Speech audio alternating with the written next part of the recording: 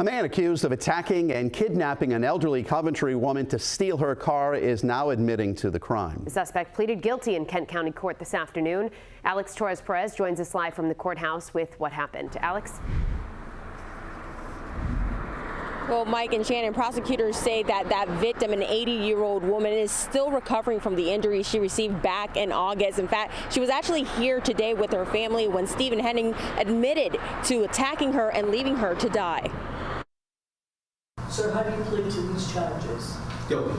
Stephen Henning could face up to 50 years in prison after pleading guilty to all 11 felony charges against him. This comes after prosecutors say he kidnapped an 80-year-old woman from her home, used a belt to choke her out of consciousness, and left her to die in the woods. The victim awoke to find herself buried under branches and twigs.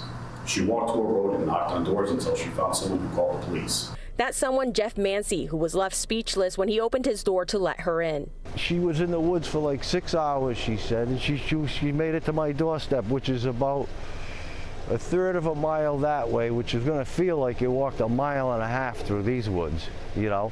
How scared would somebody be that didn't know these woods being stuck in there? Henning told police his plan was to kill someone for their vehicle so it wouldn't be reported stolen and he could get back to Ohio. At a previous court hearing, prosecutors say he wanted to kill his girlfriend there after she took an insurance settlement from him. Henning met his victim at a Wendy's in Coventry. He was having trouble with the soda machine and Henning offered to help. During their conversation, Henning learned the woman was living by herself after her husband was hospitalized, so he followed her home. Watched from the bushes as she emptied groceries from her small SUV. The defendant waited to ensure that no one else was at home. Eventually, prosecutors say Henning broke into the home and put the woman in the trunk of the SUV before leaving her to die in Smithfield. Police were only able to catch him after he returned to the scene with a shovel and led Smithfield police on a high-speed chase. Henning visibly remorseful as he admitted to everything. Are those facts true? Yes, sir. Do you challenge any of those facts? No, I do not. How do you plead? Guilty.